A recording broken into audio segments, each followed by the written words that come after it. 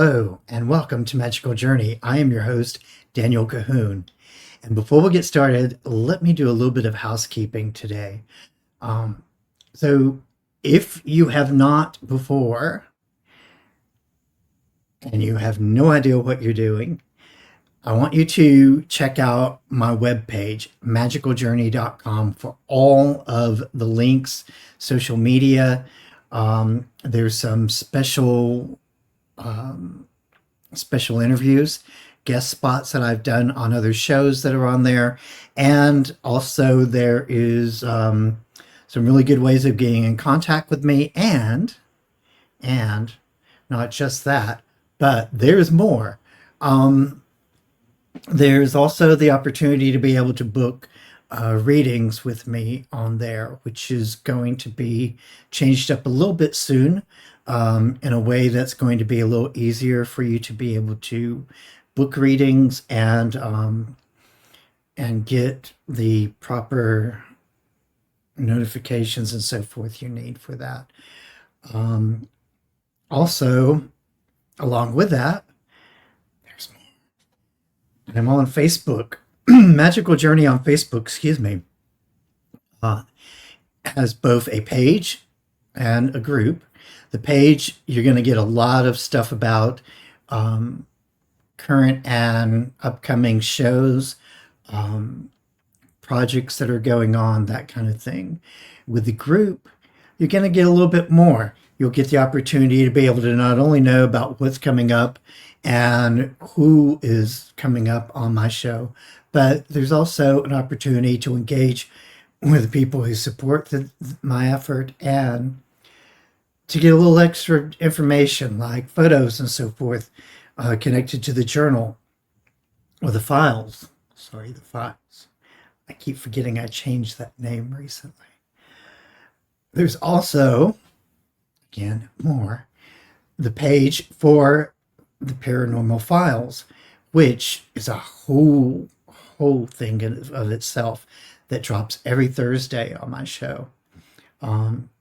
So the lineup for my shows are Tuesday, recorded interview like today, Thursday, the paranormal files, recorded and premiered, which means you get a live chat along with that, and then the Friday Night Live, which is a big deal.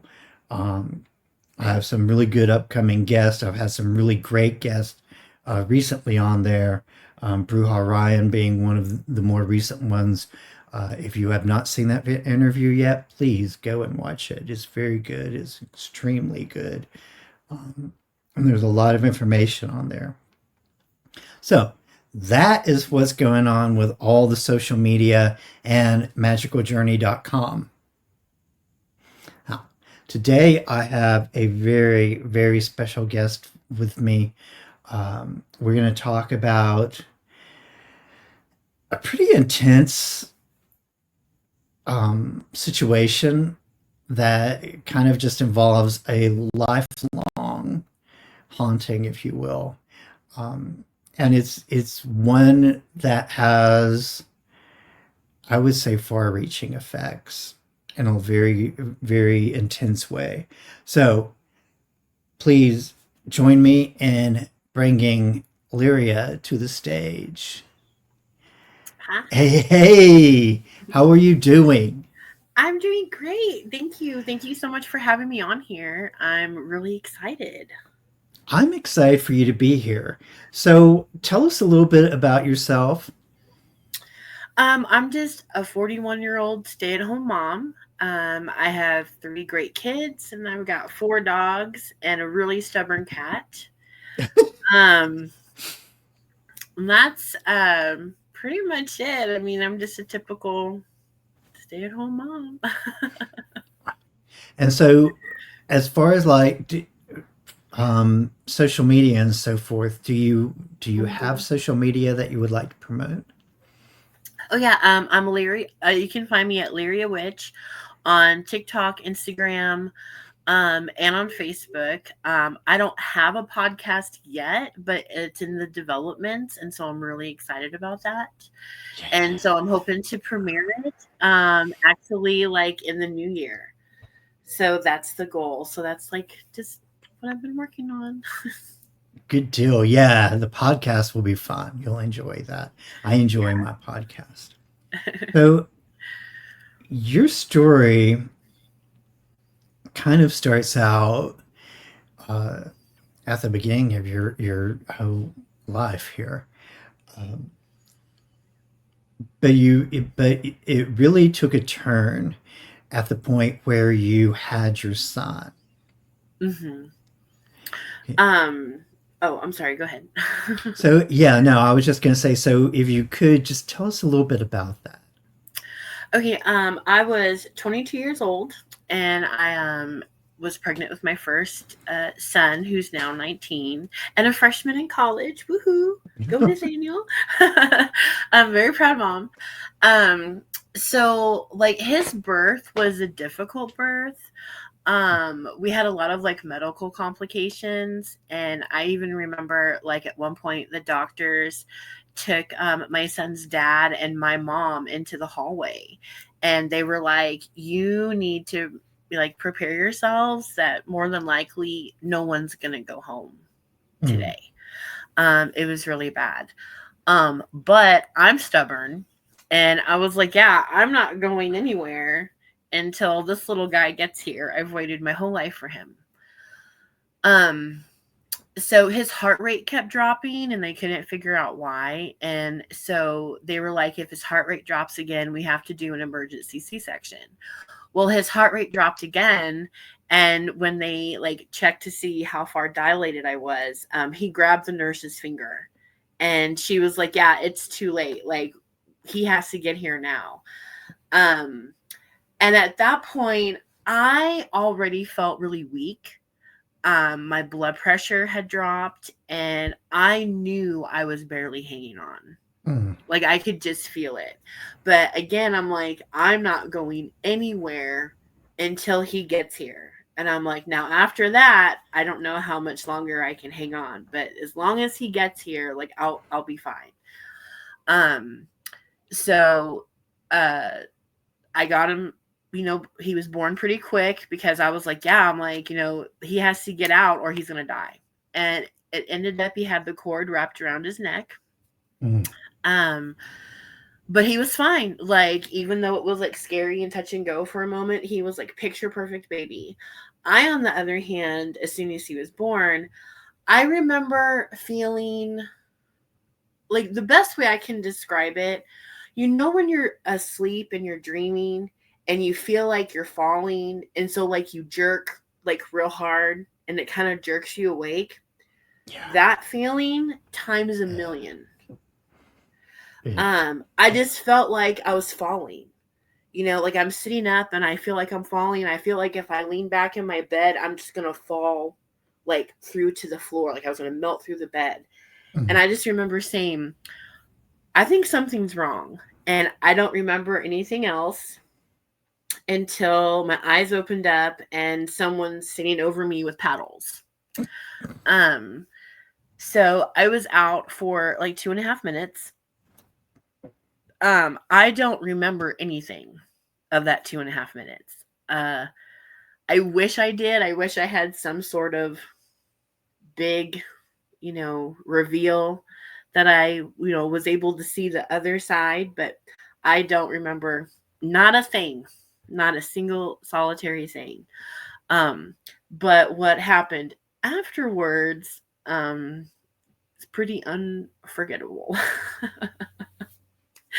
so, like the night he was born, they brought me back, and because like it was within minutes that he was born that I had died. Like I mm, told them I'm not sure how much longer I can hang on once he's here, but after that I didn't care because as long as he got here.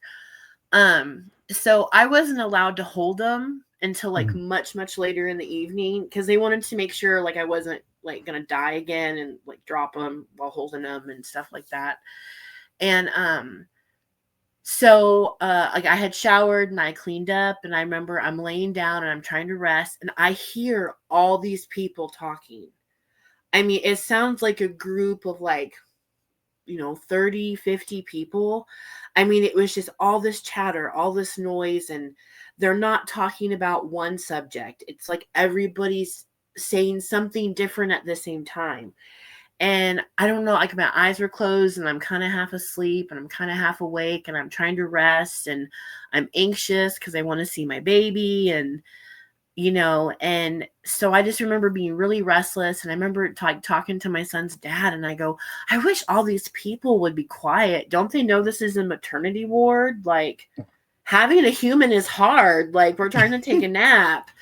And he was like, babe, he's like there's nobody here. Mm. And I'm like, you don't hear that big group of people talking? And he's like, no. So then I'm like, oh, okay, like neither do I. like I don't know. Well, because that part, like for the first couple of days, that part was fading in and out. But I Mm-hmm. didn't really think anything of it because I was on a lot of drugs. Like, Mm-hmm. because of the childbirth and then bringing me back and and like getting paddles, that's very painful. I mean, I'm Yeah. glad they did it, but afterwards you're sore.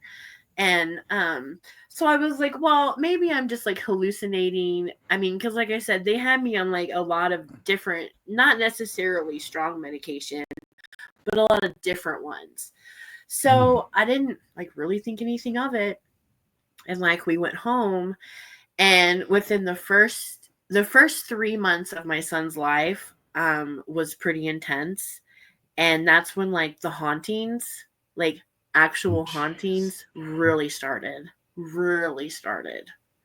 Mm. um from day one, he would lay in the bed and he would look like he was looking at someone, but not you. Like he was looking at somebody else. And like unfortunately, a lot of my family passed away when I was really young, so there's really just me left. And so I never was scared with that idea of him like talking to someone like I couldn't see, because like I said, like I mean I had lost my whole family within like 5 years, like one right after the other. Mm. And so I just, was, oh, like, well, they know I'm here by myself. Like they're just coming like to visit me and my new baby. Um, but then when things, because like at first you would have like, like you would, my partner and I would talk about it. I would be like, oh yeah, like a coffee cup like moved across the table today. I think it was my grandma, because she loved coffee. Like not in a big way. It wasn't big at first. It would Right. just like slowly move. Like if you didn't catch it, you would never think anything of it. But I would just so happen to catch those little movements and stuff. And I'd be like, Mm. oh, okay, it's my grandma. Or, oh, it's someone. Again, I'm not scared at this point. Um, so he's probably, so again, all this stuff's like happening, and like at the end of the night, I would like talk to his dad and be like, oh yeah, like I think the coffee cup moved a little bit today. Like I saw it just kind of move just really slow across the table. I think it was my grandma. And he would be like, oh yeah. And I'm like, yeah. And he's like, do you really think that there's something here? Or he would say something like that. Well, as soon as he would say that, something would happen. The light would turn on, Wow. and like we're both in bed, like obviously we're not by the light switch, like just little things that were just kind of like, okay, it wasn't scary yet. Yet. But it was really active. Yeah, that's for later. But it was really active. I mean, there was like, it would be something little, but it was, I mean, almost every day, if not every day. And then it just, like, when he was like 3 months old, um, he was crying really loud in the middle of the night, which wasn't unusual, but it was like it was a different cry. It was like the mommy, I'm scared, mommy, come help me cry. And he never Mm. cried like that before. So I jump up and I run into his room, and like the room is trashed. The dresser, his little dresser I had in there was open. All the clothes had been thrown out. Like, I mean, it looked like someone just went like this like to all the clothes. And it was just everywhere. There was no rhyme or reason. Like stuff off the changing tables knocked off. I mean, just so I thought there was a burglar.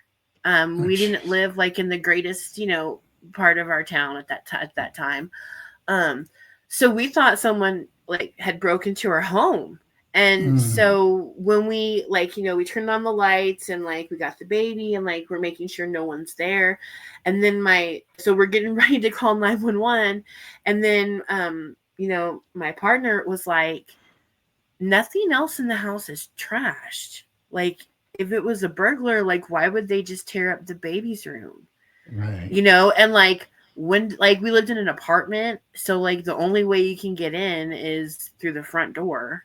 It's locked, it's bolted, it's chained, like there's no sign of them having opened it and like relocking it before. I'm like, why would they relock it? Like that doesn't make any sense. So then we're like, okay, well, however they did it, they came in, maybe they heard us, and just stopped. So again, we just tried to find a logical explanation, and just kind of like went about, our life. I wish I would have listened to my intuition that night, because once I realized nothing else in the house was trashed.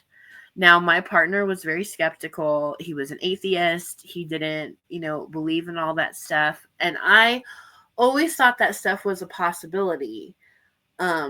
But I had never like really fully experienced anything until this time frame, like watching a cup move across the table. Well, yeah, I'm not a skeptic anymore. Like I know what I saw, and I'm a very logical person. I'm a person, I will sit there and go through every logical explanation I can think of. Like I'm a debunker before anything else, and I can't debunk any of these things.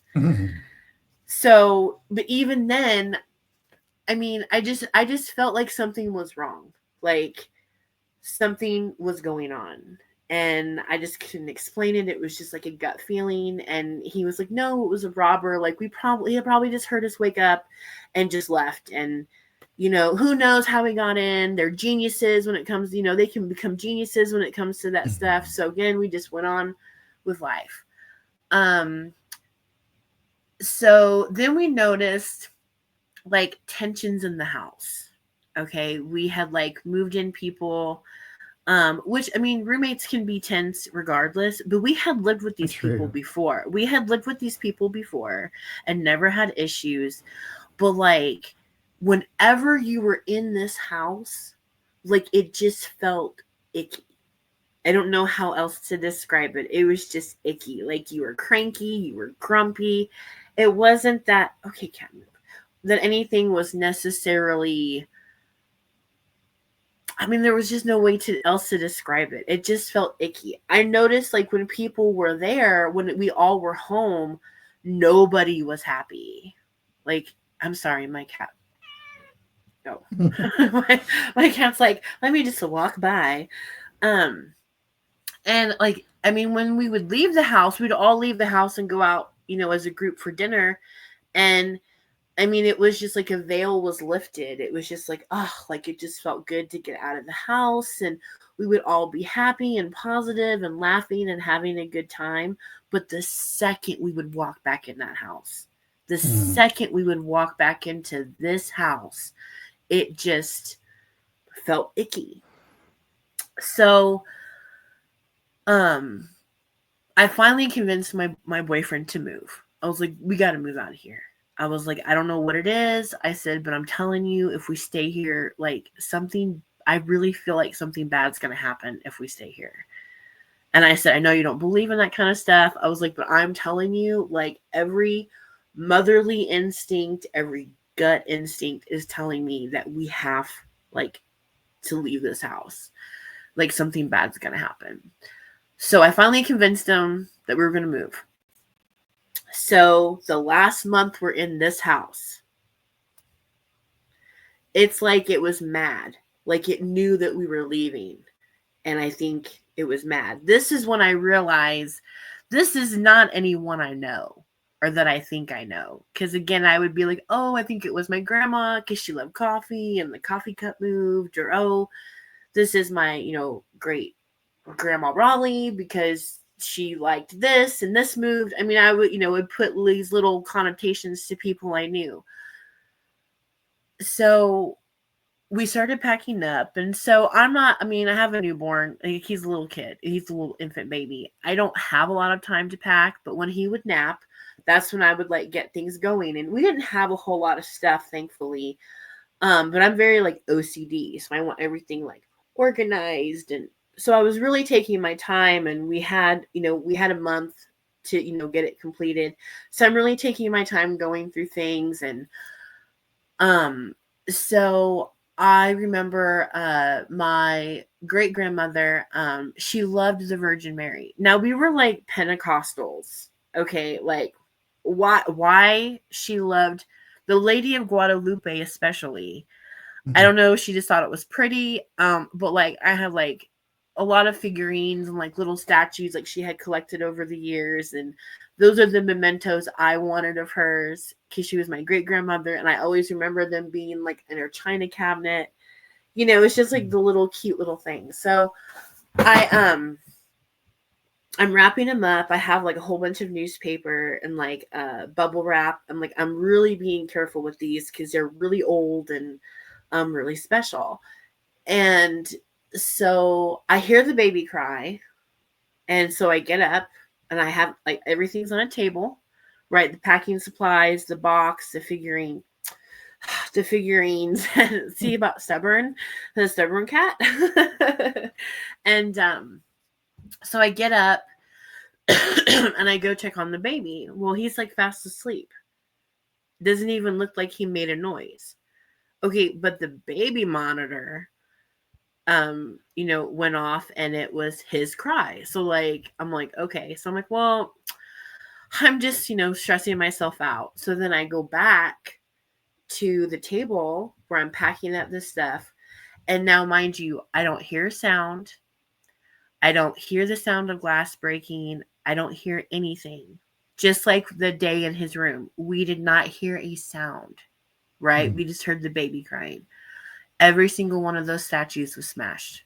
Every single one. Wow. Even ones I had already wrapped up. They were like ripped open. Paper was ripped open.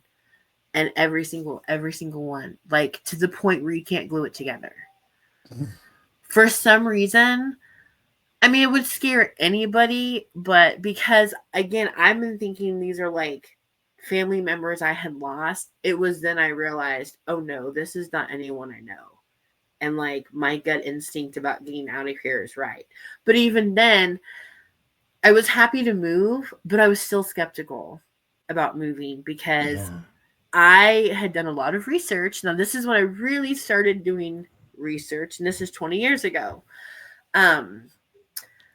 About like paranormal and ghosts and hauntings and stuff like that. And so now I'm reading up, like sometimes it's not the house that's haunted, sometimes it's the people. And I'm just like, oh, that's not going to be us. Like that's not going to be us at all. Like we're going to move, it's going to be fine. It's going to be fine. So maybe a week before, not even a week, I would say probably 2-3 days before we move, I actually, like, this is the first time I've ever seen a spirit. So in the backyard, there's lighting, but it's not like for purpose. It's more like for ambiance. But it has enough light where, you can see out there, even though it's dark. Cause this was like at nighttime. I think we had just come home from the new house and dropped a load off of stuff, and I had cleaned up a little bit, and we were coming home to go to bed for the night. Well, we would go through the backyard to go enter the house through the back door. Because of this ambience lighting, it's better lit, you can see better, and we don't like having our front porch light on because remember, we think we just got robbed. Oh, if you leave your porch light on, then people think you're not home. And so like they're just going to come back and finish the job. So like we go walk to the backyard. So this is like his aunt's house, and like we're just renting it, for like a short, like it came furnished, stuff like that, and like we're renting it. So there's like a little gazebo, and it has like twinkle lights in the gazebo, and then there's like these little like posts with lights, and again, they're not strong. It's just like fancy, like to look like for the ambiance. Well, the little walkway from the driveway to the backyard is loose gravel. That's very important. It's Mm. loose gravel. So my boyfriend had the baby in the car seat because he was still like in the little, like you have to lug, infant car seat. And he was carrying him, and I'm walking ahead, and I have the keys, and I'm walking, and now it's lit enough where, I mean, I could see if there was a person back there. I Mm. wouldn't be able to give you details about their face, but I could see if there was a person back there. So I turn a little bit towards around the corner, and I see someone, and I just kind of stop. And well, the someone that I saw, they kind of stopped. Now I can't see details. I can't make out a face, but I see a very distinct and detailed like shadow outline, Mm. right? I can see the outline of his hat. I can see the outline of the collar on his shirt. I know it's like a squarish looking cap, like an old fashioned army cap. I can even see the silhouette of the buttons on it. Okay, I can Wow. see the silhouette of the bill, but no details, just very distinct outlines of. I can tell, I can see the collar on his shirt, and that it's a collar that's about this long on his neck, and I can tell it's very squared off, like squared off, like uniform. I can see his pants stuffed into his boots. Um, I mean, I just okay, and I'm just remember thinking, okay, like who, like how did this person like get in our yard? We have a fenced in yard with a gate with a lock, and it's a Mm. high fence. Like you'd have to be Spider-Man himself to be able to like jump this fence to like be there that fast to like see me, like to be there in front of me, right? Wow. When I would have been, I mean, because he disappeared out of nowhere, it just like showed up. And so I could tell it was looking at me. I could see Mm. it kind of like turn towards me, and you could kind of see it like take a gasp, like oh no, like she sees me. So it kind of takes a breath, and then it turns and it starts to run. Like you Mm. can see the leg lift up like it's running, and it just disintegrates, just disappears. Wow. Now I am floored. Now I had seen, get out of my way. I've seen the cups move, like little stuff like that, but that honestly like didn't frighten me. I've never seen anything. I've never, seen a ghost come in and sit down or like walk by me and stuff. So this was really, it was intense, and I'm trying to think of every logical explanation of what I Right. saw. If it was if it was an actual person, as close as it was to me, I would have been able to see details of its face. I would have been able to, I mean, mom may not tell you what color eyes, but I would have been able to see all of that. And again, it was like an 8-foot fence with a gate and a lock. Like they would have had to have jumped like super fast in the time it took to open the gate to go to this like specific corner, like around the corner to enter my home. It would have been had super fast. And then where did you go? Like they didn't just Right. jump, because you could hear the gravel rustle as he Yeah. was running away. I could hear the gravel like make noise, like he was stepping in it. Um, so then I'm like, okay, we're not waiting any longer. I was like, we're leaving now. So I went inside, got my clothes, and went to the new house. And the new house was great for 6 months. 6 months, she said. Yeah. It was yeah. Yeah. So okay. So I now realize um, I don't think my home is being haunted. This is when I really start thinking that my son is being haunted. Mhm. And so this whole time while all this is going on, he's growing, he's getting bigger. Now he's at about a year old and he can like talk a little bit. And he is, oh, hold on, sorry. I'm so sorry. Uh, oh, it's my sister. Thought it was my husband calling me. It's not. It's my sister. It's fine. We're just gonna. Sorry about that. You can edit that out, I hope. Um. So he's a year old, and he's like talking and he's walking a little bit. And I noticed that when he walks, he's not like, if he's trying to get from like the couch to the table, he's not walking in a straight line. He would kind of like walk like this and over and like go like turn sideways like this with his little Mhm. shoulders and stuff like that. And it was just like weird little stuff like that. And I'm thinking, okay, well, you know, teach their own. I mean, every kid is different, but I'm like, why are you like not like why are you walking like that? It was just, kind of Yeah. funny. He was walking like he was trying to avoid walking into things. And I'm like, well, can you not see? Like, I took him to the eye doctor and they're like, no, he's fine. And I'm like, okay, like I guess that's just a quirky thing like a kid, kids do. So I mean, I wouldn't even say it was 6 months. Sorry, like she can't catch a clue. It's my sister. I have to tell her, hold on. Because if I don't, then she'll just keep calling. Because she'll be like, oh my God, you're dying. And it's like, I'm not.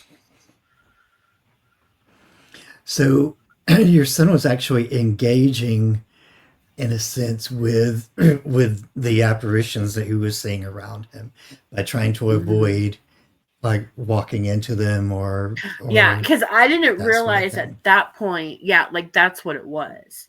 Um, because we never had any activity in this house for the first like I mean I wouldn't even say it was 6 months. It was probably a good like 9 months, almost a year. Because when we moved in, my son was almost a year old, and so when he got to like we were there probably a good year before things started back up again. But in the meantime, like I said, he would constantly talk to people that I couldn't see. Um, but it was nothing like whatever conversations he had was never nefarious. You know, he would just be playing with his toys and he would be like, "Oh, like this car for you, this car for me." And he would put a car out like, like he was putting out in front of somebody. Just stuff like just little stuff like that.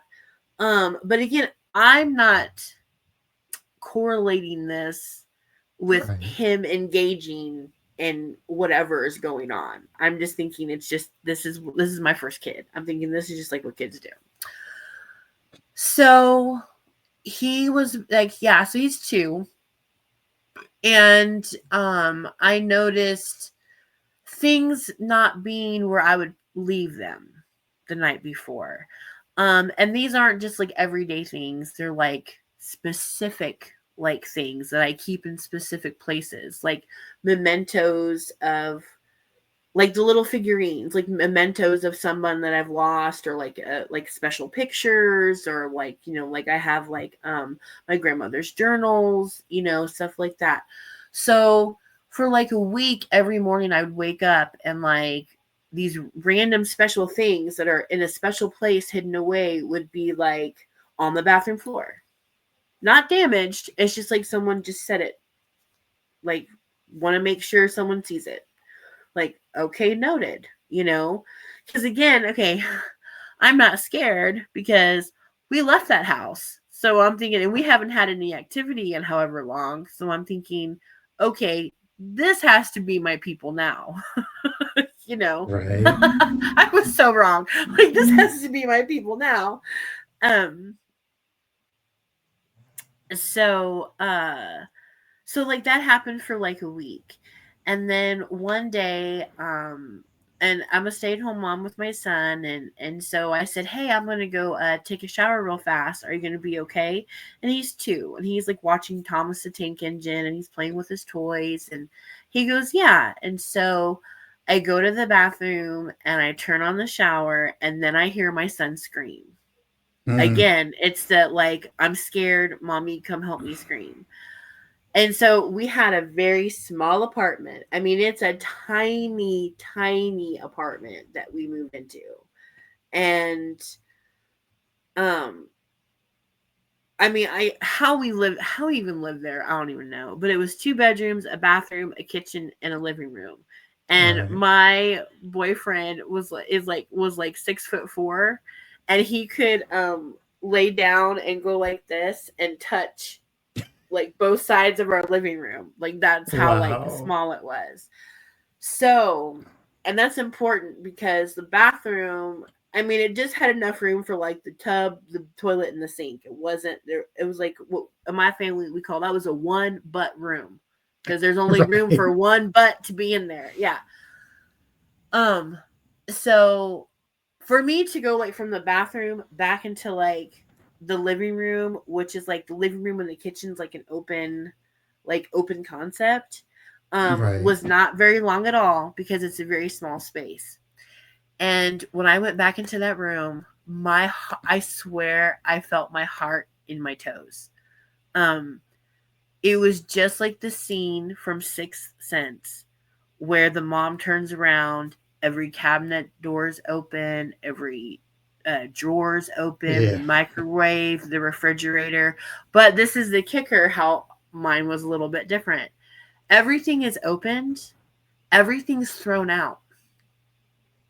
How are you throwing? I mean, like it was 15 seconds because that's how small the space was. There, I mean, how, like, so I'm like, okay.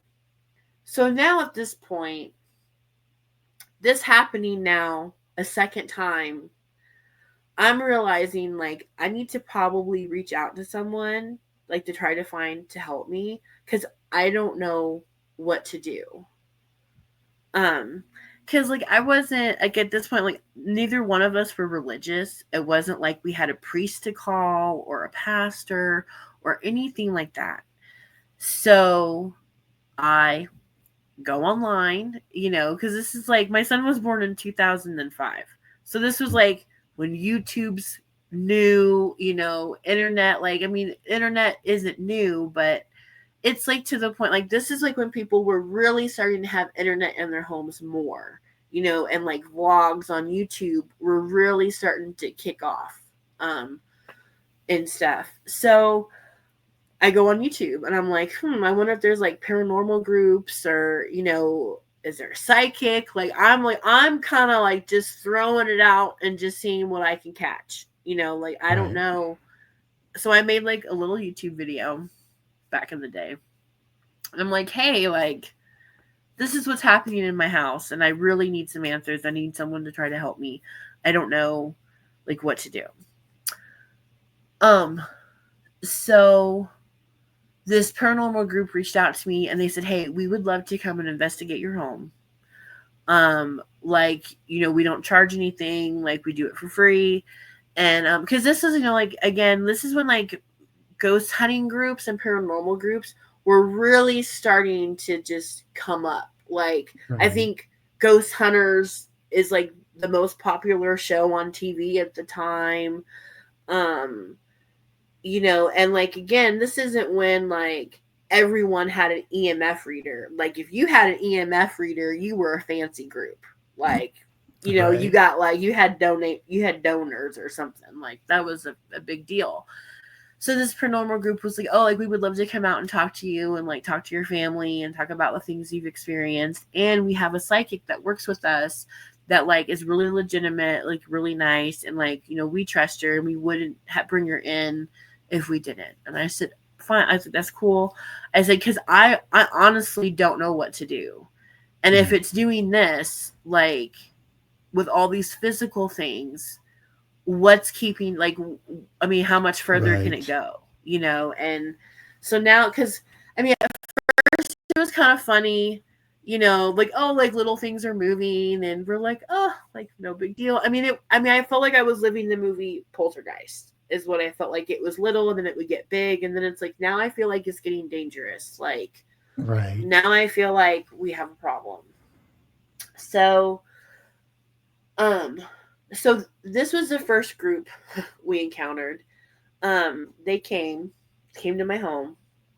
Now it's an apartment. It's really small, so it's not like they could have brought a lot of equipment even if they wanted to. And I was like, listen, my apartment is so small. You really just need like a recorder and maybe like, I don't know what gadgets you have. Do you have an EMF reader? And they're like, yeah. I'm like, that's enough. Like my house is so like my apartment is so small. You're like, you don't need your whole team here. I said, you need to just come hang out and just, you'll see. And they said, okay. So it was two people from this group. So they come and they sit there and they're talking to me, and like we're going over details, kind of like how you and I are, like when did it start, like what are some of the things that have happened. So we're telling them, and so we're sitting at my kitchen table and we're all having coffee, and my coffee cup just flies off the table and goes into the wall. Wow. So I just get up and I just start cleaning it up, and both of their faces were like what? And I'm like, oh yeah, do you see what I mean? Like, I need help. And they said, okay. They're like, we're gonna see what we can do. So they came back a couple days later, and they set up like cameras and all these like microphones to record everything. And they said, just kind of sit there and just kind of like live. At first, they wanted us to just live our lives like normal. It wasn't at nighttime. They said, let's just see if we can capture any of this on film. Let's just see if we can catch anything. Nothing. The second, like that camera was like recording, it was like it knew and it just stopped.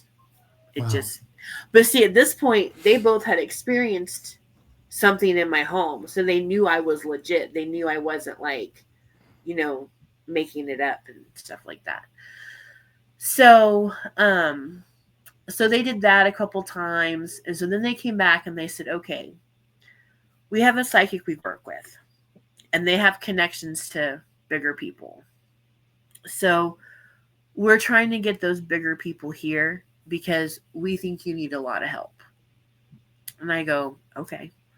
I said, I'm willing to, take anyone's advice at this point, because the little things are still happening. Like they're always happening. Like how like the cup ran into the wall. Stuff like that's happening multiple times a day, all the time. But it's just not big stuff. I can handle little stuff. I'm worried about what's going to happen on the next big thing. So they come back. They have this young woman with them. She's very nice, very sweet. And she goes, can I talk to your son? And I go, yeah. So she gets on the floor with them and she's playing with them and she's playing, toys with them and stuff. And so he was like, you have a car? I have a car. And she's like, oh, thank you. Well, then he gave a car to someone else. Mm-hmm. And then she's like, you're so nice, like to share your cars with all your friends. And he's like, yeah. And she goes, who is your friend? And he goes, I don't know. Because he's about 2, maybe 2.5 at this point. Because this group was really nice and worked with us, for a good like 3-4 months, trying to find us help and stuff. And he goes, I don't know. And she said, well, why don't you ask him what his name is? Can you ask your friend what their name is? And my son just said, no, the bad man won't let them say it. So that's when we found out about the bad man. Wow. That's all he would say. He didn't give any more details about who he was or what he. Again, he's also like 2.5. Like, how many details are you really gonna get? So she starts asking my son, like, have you seen the bad man? And he goes, no, I know looking the bad man. I know looking. I just look in my friend. And so that's what, he kept saying. So she goes, I'm I'm a religious person. And I go, okay, and then she's like, are you? And I said, I can be if you think I need to be, you know? And she goes, well, if you guys do have any religious beliefs, she goes, you need to hold on to them now. Because she goes, I think you have a lot of not nice things going on here. And I go, okay, like you need to tell me what kind of not nice things. And Right. and she said, listen, she goes, I'm a very logical person. That's why I'm in a paranormal research group. We do like to do things logically with evidence and with fact. And she said, I've watched the videos, they've taken here. They've told me what happened with them here. She goes, I can feel it here. I can feel it here. And she said, um, she goes, I can't fix this on my own.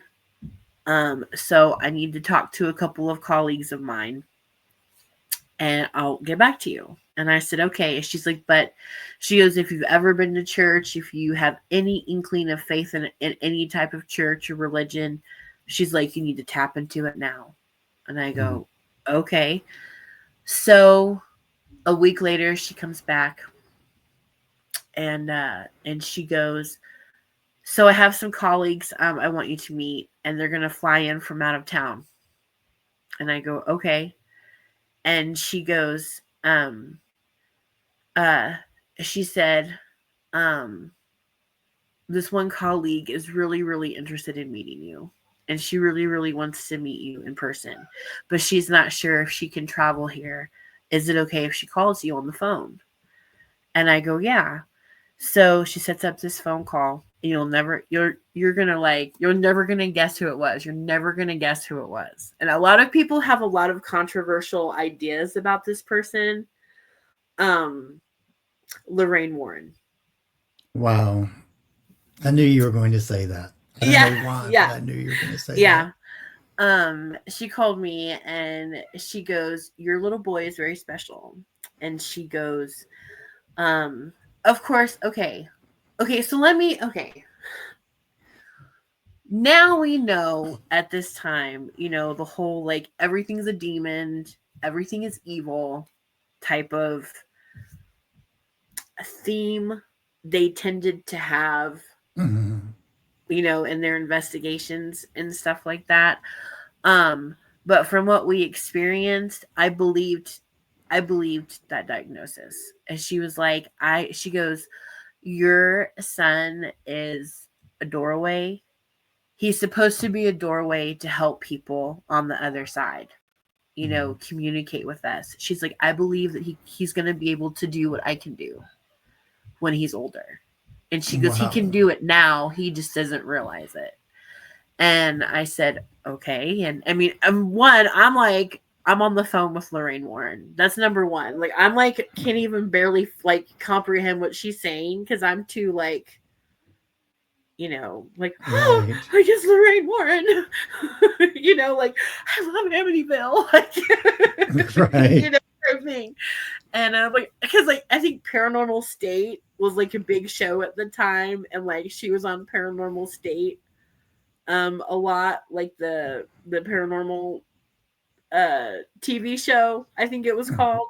So I was like, oh, like, the woman from Paranormal State's on, like, calling me on the phone. I mean, I Right. feel like flabbergasted.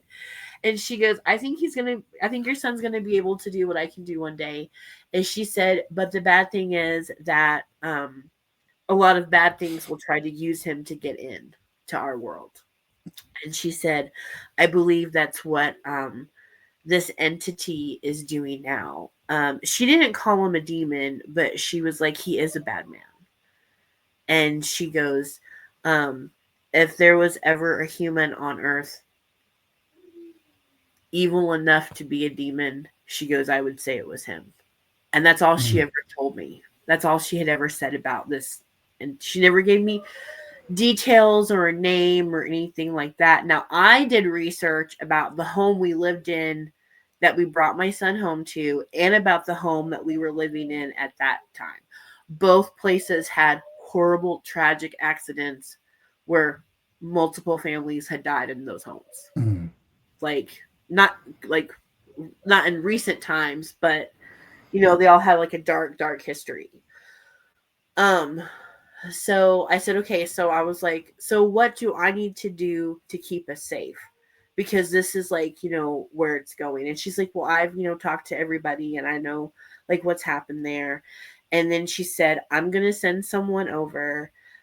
She goes, I'm going to send a really good friend of mine. He lives I live in Kansas City. She's like, he actually lives in Kansas City.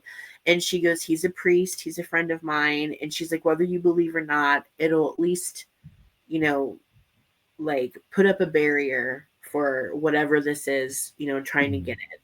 So I said, okay.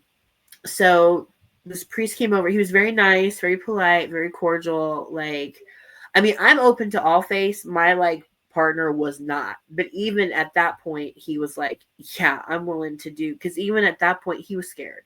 Like, he was a very Right. logical, very skeptical person. He wasn't skeptical after this. And so he was scared as well. So they came and they blessed her home, and like then they like blessed her home, and then they kind of did like an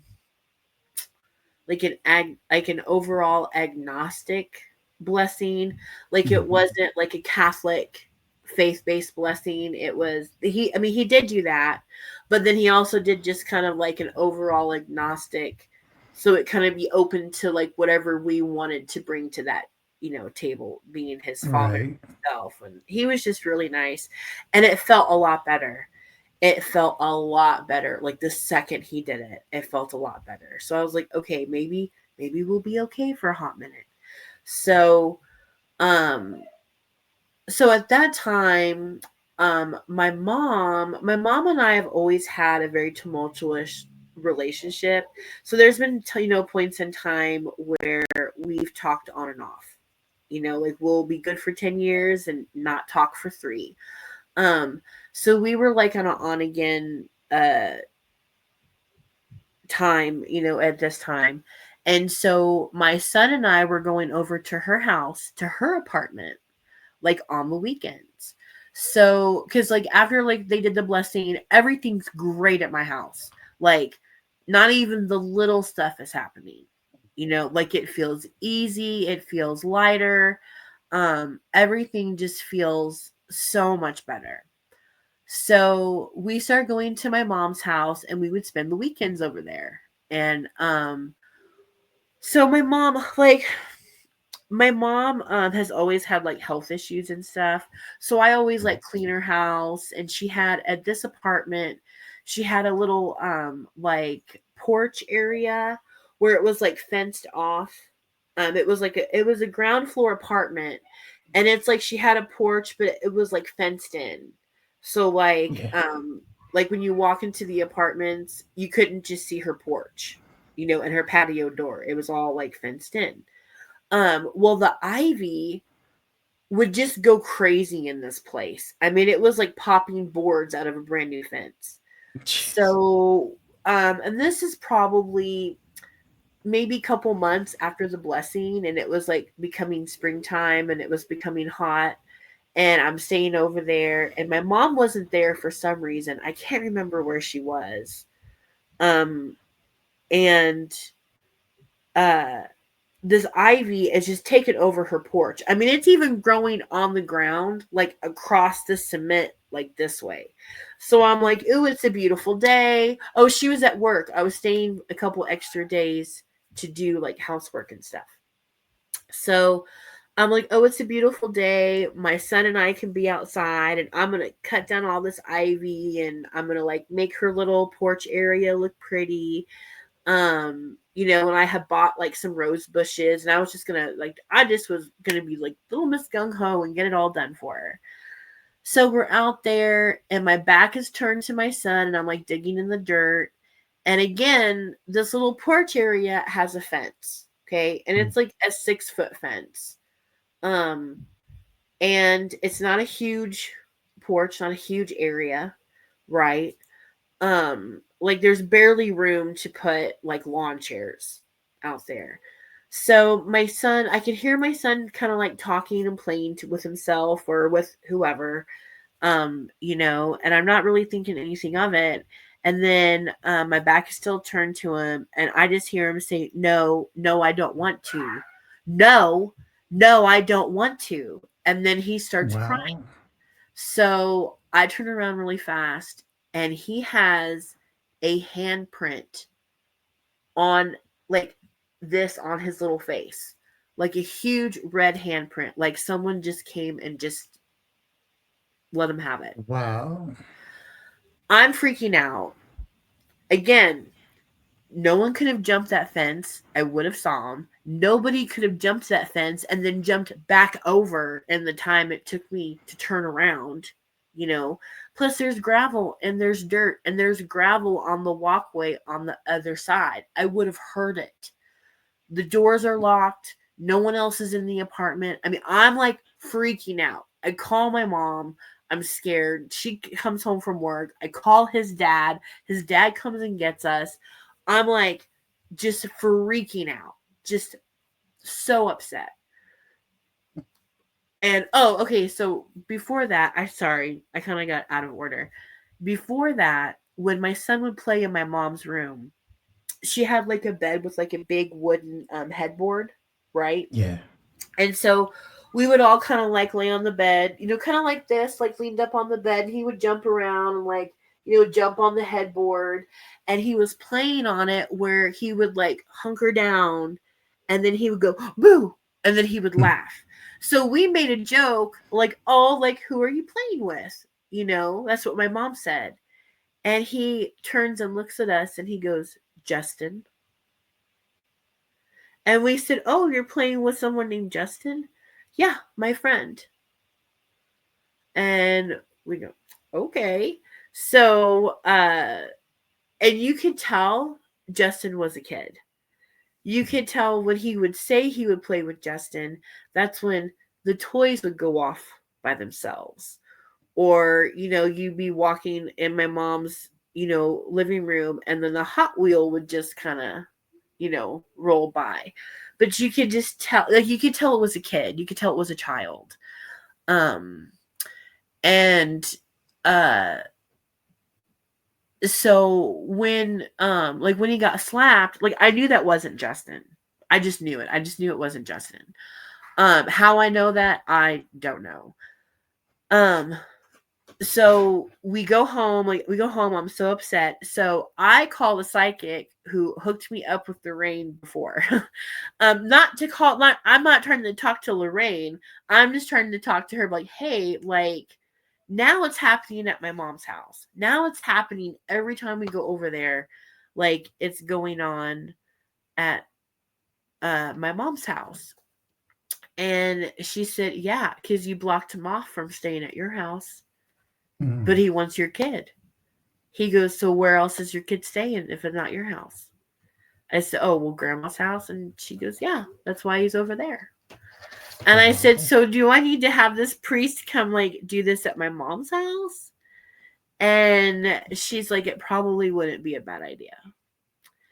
So in the meantime, like that old video I had put out saying, oh, my house is haunted and I need someone to come like research it. It's still floating in like, interweb wherever somewhere. So, because like the only people I've talked to are like the people who like I brought in, So this different paranormal research group reaches out to me because they found my old video. And I'm like, oh, well, like, this is what's been going on. And like, this is what happened and this person. And then I talked to like Lorraine Warren and, this is the history of it. And they said, and I was like, it's not even at my house anymore. Now it's at my mom's house. And so they asked where she lived and I told them and they said, oh, we've had multiple reports of people claiming this specific apartment complex is haunted. Wow. That my mom lived in. And I said, okay. And I said, well, yeah, it's like, if you guys want to come check it out, you're more than welcome to. So they came out and they did so they came out and they were going to do an investigation and like, stay overnight and stay up all night and stuff. And they're super nice, super sweet. And so they were like, so like, we want to share with you some of the things like other people have told us about this place. And if that, seems kind of similar to the experiences that you're having. And some of them did, but a lot of them like weren't the same. Like not as like intense as like what we were going through. Mhm. And so um I told him, about like him being slapped and everything. And so this guy that was on the team, my son really liked him. My son could not get enough of this guy. And he just would like scooch closer and like scooch closer, like how little kids do, till eventually this guy started talking to him. And so he was just like, "Hey, can you tell me about your friend Justin?" And he goes, "Yeah, Justin's my friend. I like Justin." And so he said, "Well, is Justin a little ghost or is he a big ghost?" Because he said his friend was, my son had said, "Justin's my friend, but he's a ghost." And so is he a big ghost like me, or is he like a little ghost like you? And he goes, "Oh, he's whittle. He's whittle like me." And he goes, "Oh, okay." And he goes, "But Justin's nice to you?" And he goes, "Yeah, Justin's my friend. Justin wants to come home with me." And the guy was like, "Oh, he does." And he goes, "Yeah, Justin wants to come home with me. Justin likes my mom, but the bad man says he can't go." So now this is like the second time we've heard about like the bad man, right? And not letting something else go. So that's what scared me. And the second he said that, I'm just like, yeah, that lady was right. Like it's the same thing. And so they stayed overnight and they did their research. So a couple of days later they reached out to me and they said, "Listen, we got a lot of activity on audio recording and a lot of activity on camera." They said, "We cannot with a good conscience let you hear it or see any of it." Mhm. And I go, "Okay." They said, "It will haunt you." They said, "It will haunt you even more than you being haunted at this point." Wow. They said, "It's bad. The things we hear, the things this thing says." They said, "Whoever blessed your house, you need to have them come back over here and do your mom's." So to this day, I don't know the specifics of what was said, but they just said the audio recordings were enough. Were like 3 members of their team quit Mhm. after listening to it. So, um, so after that, it died down for a little bit. And then the original team wanted to come and do my mom's house, like the first team that we worked with. So they came back. And when they came back, they brought the woman who was a psychic with them, which I was so glad. Like me and her have become friends. Like we're still friends to this day. She's really super sweet. She's really super nice. She's really super knowledgeable. She doesn't do it based on Christianity. She just does it based on faith, period. Whether it's faith in witchcraft, Christianity, whatever it is. She just does it on based on faith. And I just really like her style. So she came back and she said, "I'm going to talk to Justin today while we do our research, like while we're here investigating." And I go, "Okay." And she said, "I would really like you to be a part of it." And I'm just like, like, okay. Like, because I don't know anything about anything. Like, the only reason I know so much now is because this is like a 20-year deep dive into a rabbit hole that I lived with, like for a long time. So I'm like, okay. So she has the investigators and we all sit in the living room and we all sit in a circle, like just like this, crisscross applesauce, like on the floor. And so they turn on the cameras and they turn on the recordings, like the audio uh, players and stuff like that. Because this is like not when everyone had a cell phone. They actually had the little like tape recorders. You had to press the button to record. We're national treasures. We are, because we remember like things like landlines. We're like the Yeah. last ones to remember. Um, so we're sitting there, and so the psychic I call her the psychic because she's asked me not to say her name when I tell these stories, especially like in public, because Mm-hmm. she's kind of somewhat famous and she Mm-hmm. just doesn't want to like be bombarded. You know, because I mean, yeah, I would if I heard this, I'd probably want to call her and be like, "Yeah, come fix my haunted house too." I don't know. Right. So, uh, so we're sitting there, and she was saying like, "Okay, Justin, like we would really love for you to come and talk to us. Like we would love for you to come and answer questions for us, and we would love for you to tell us who is keeping you here, so we can help you, like break free. If you know this bad man is hurting you or keeping you here against your will, we want to help you." And so I just remember feeling so sad for Justin. And I don't know why. Like, I guess it's because I'm a mom.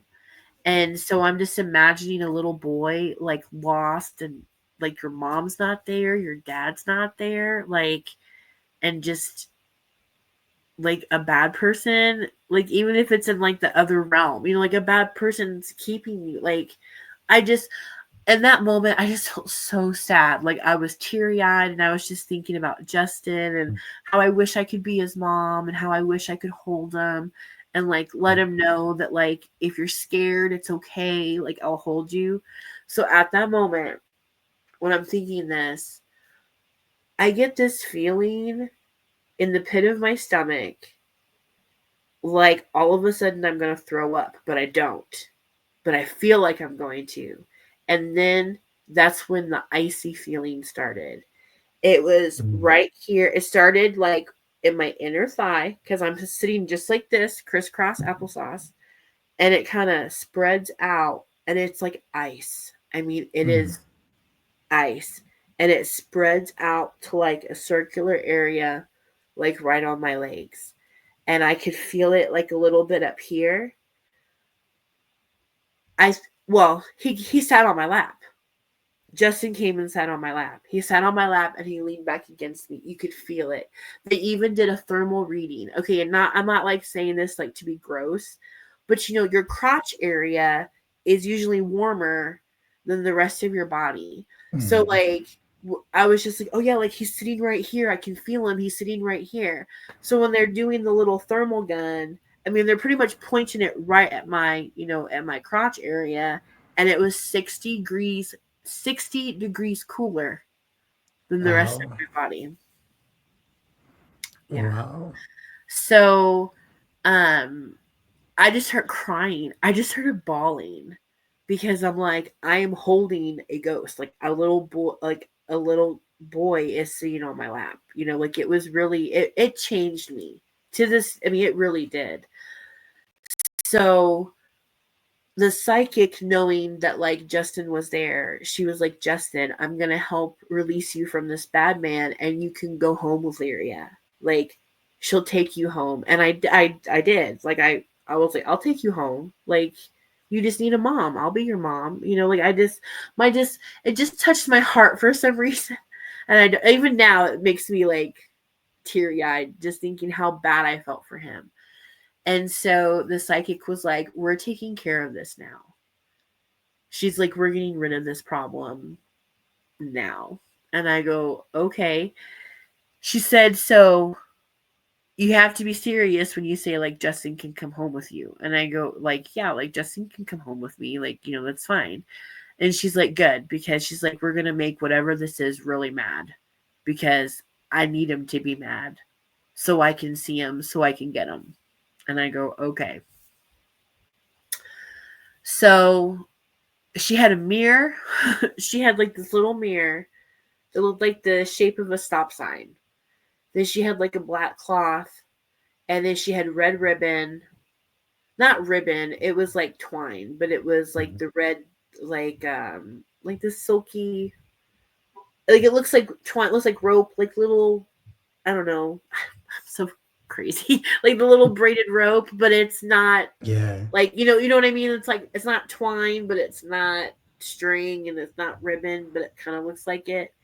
And then she had like an afame, and then she had salt, And then she had let's see, it was a black candle, a red candle, and like something else. What was it?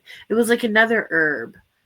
Um was this? It might have been sage, but it wasn't like rolled up like in a bundle. It was like loose. Like because she made like a circle of salt around us, and then she made like a circle of like this herb, and like she lit the candle. And listen, she did a lot of stuff, and like I was like really overwhelmed. But like she's like, basically, I'm gonna trap this thing in this mirror, and I'm like, good luck. I'm like, more power to you, because I'm like, because one, okay, in the course of 2 years, I have gone from a skeptic to not only being a believer, but witnessing firsthand like actual physical hauntings, you know, talking to Lorraine Warren and becoming like besties with a psychic. Like this was a like at this point I'm just like, sure, like of course we are. Of course we're gonna trap.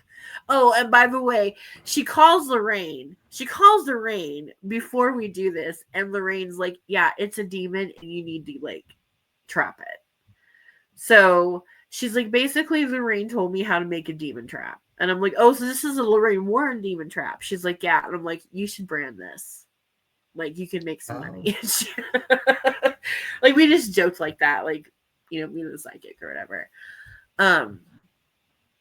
So she has all this stuff out, and like she lights the candles, and that's when stuff really got crazy. None of the like cameras were going, like the cameras were recording, they all cut out. You can hear it, but you can't see it. She pours this circle of salt, there's a circle of herbs, and then she lights this candle and she starts praying. And she did like a couple of like our fathers, a couple of like, you know, like our mothers, and then she does like she did a couple other prayers that I know are like associated with like the Catholic faith. I don't know what they're called, but like, you know, like they're ones like, this is a certain one you say for this, or pardon me, I'm so sorry. I have allergies like really bad right now. I'm so sorry. You're fine. But the second she's saying these prayers, it did not like it. It did not like it. Lights are flashing on and off throughout the whole apartment. Cabinets are opening, glasses are flying out, drawers are opening. I mean, you're seeing the silverware just jump out like this. Just like someone turned on a switch and it came alive. I mean, it was crazy. I legitimately was scared. Legitimately, because I'm thinking, okay, if you're doing this and we're right here, like you're doing it in front of us, like you're gonna hurt us. Like I'm like, this thing's gonna hurt us. And so she you know, the psychic was like, listen, you just have to just listen to me, like just concentrate on the prayers, you know. And I'm thinking, okay, I don't even know these prayers. Like, girl, I'm like a hillbilly. Like, we didn't go to no Catholic church. Like, I don't know what you're saying. Like, so I'm like freaking out on so many levels, and I'm just like, well, wait a minute, I don't know this stuff. Like, am I going to be protected? Like, what if he wants to like jump into me? Like, like I am not, you know, this is not no like Dean Winchester. No, like you're gonna stay out of this body. Like, no. You know, I'm like really freaking out. So she has us hold hands, and she just keeps saying their prayers. I mean, and it's just like in the movie Poltergeist, things are just flying everywhere. Like the faucets are turning on and off, the toilet's flushing. So then this other guy who was like a camera guy, and he just kind of like sitting back in the corner, he leaves the apartment and goes out into the hallway of the apartment building, and he's like, I think this is going on in the whole building. I don't think it's just like right here. So then he goes out into the parking lot, and all the buildings and all the complex, you just see lights like everywhere. So Um, and you could feel everyone's face, you could feel everybody's fear, you could feel the anger of like this entity. Now, listen, whether it's a demon or not, that's honestly not for me to say. I Right. don't know, you know. I just know that I was very blessed to have met people like Miss Lorraine Warren, like have talked to her who's no longer with us. Did she have controversial ideas? She did. But I still thought it was nice for someone like that to reach out to me, especially when they thought like I needed help because I did. Um, do I think it necessarily was a demon? Who knows? What is a demon, honestly? Like that's like a whole other topic for like a whole other day. But I know like we were holding hands and then the psychic she started praying in Latin and it really, really didn't like that. It really hated. God bless Sorry. you. That's Thank you. okay. It really hated the Latin. And then she said something, and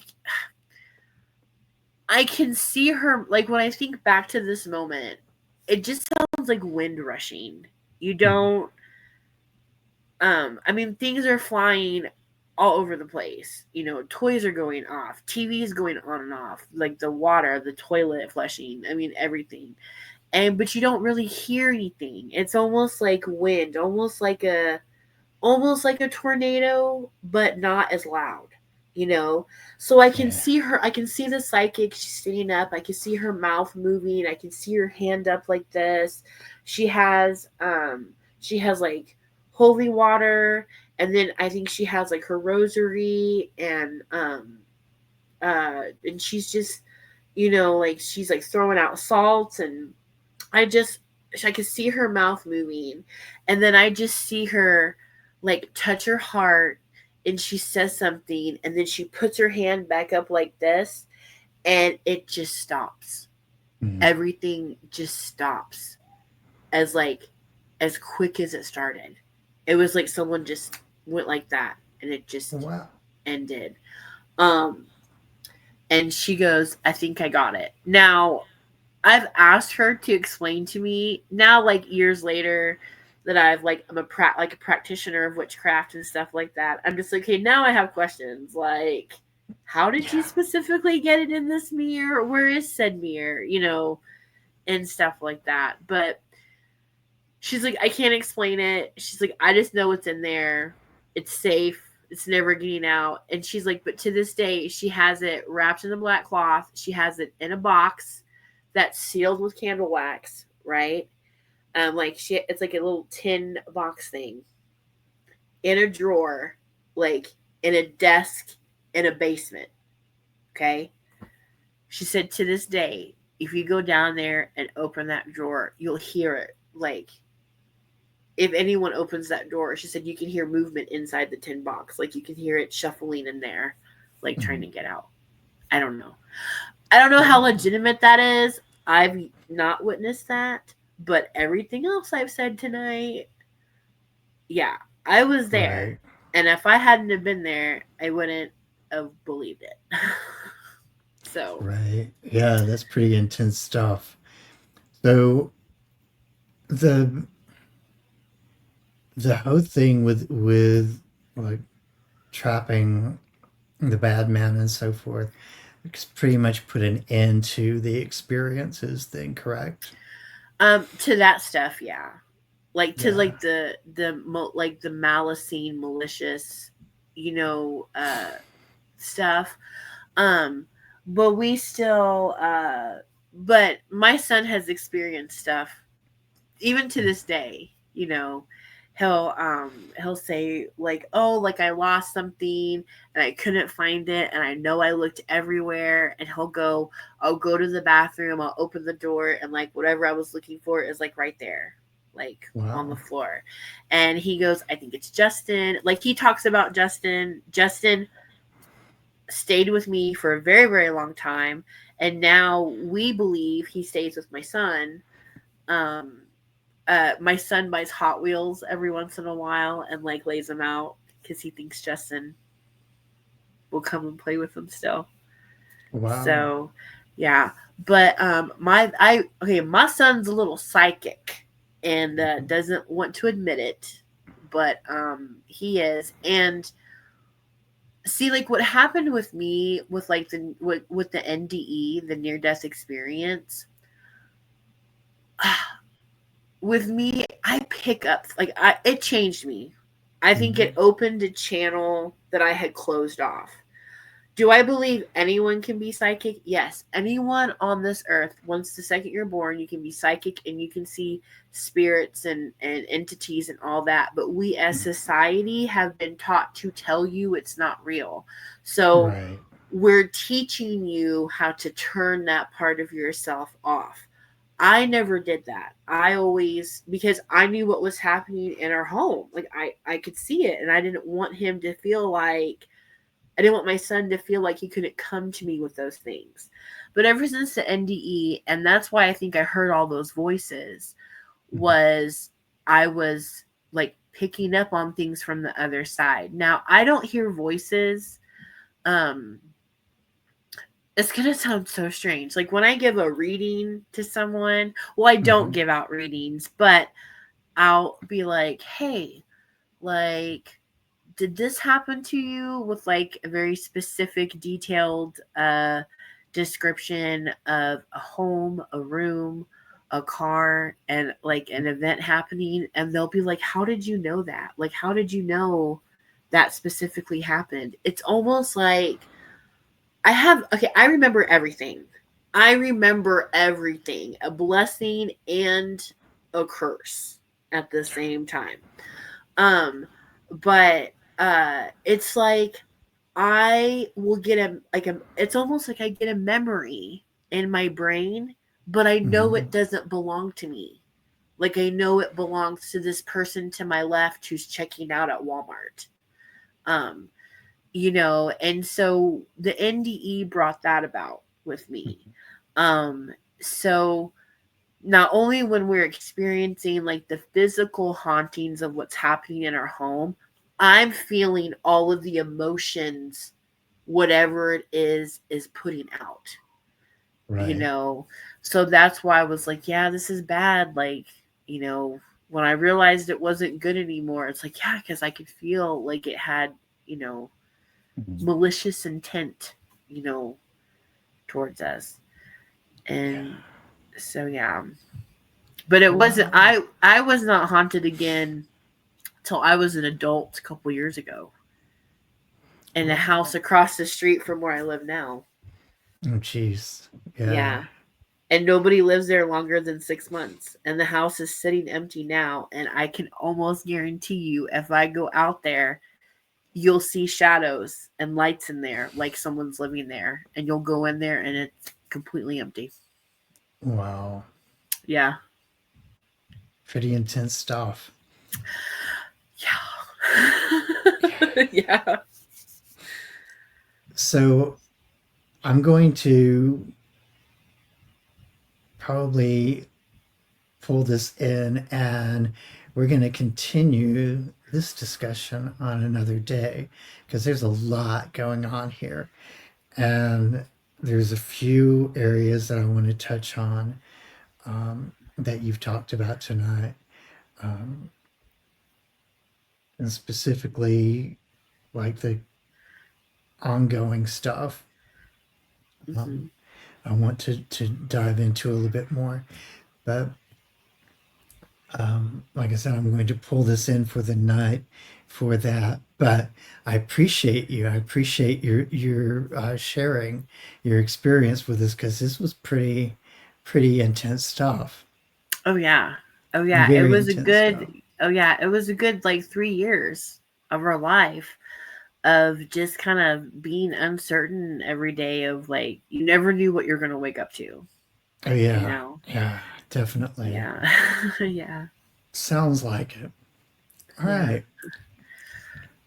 Well, I appreciate you, and I'm going to um, pull you off for a bit, and I'm gonna close this out, and then I will Mhm. get back with you. All right. Well, thank you so much like for having me, and I would love to come back for a part 2. And like I Definitely a had part so two much coming up. fun. Like I had so much Right. fun. Yeah, this was definitely, there was a lot of good stuff to this. And we will definitely do a part two because this is definitely worth diving into. Well, good. I'm glad. I appreciate you. All right. Well, thank you so much. Thank you. Wow. All right. And there you have it, guys. Quite an intense story. And I appreciate Lyria for sharing with us today. Um, we will definitely be doing a part two, but I can't even talk after all that. We will definitely be doing a part two and kind of deep dive into the story a little bit more, especially the stuff from the point of now going forward, because I think it deserves attention. So, again, I love you guys. I appreciate you. And as always, may your journey always be magical.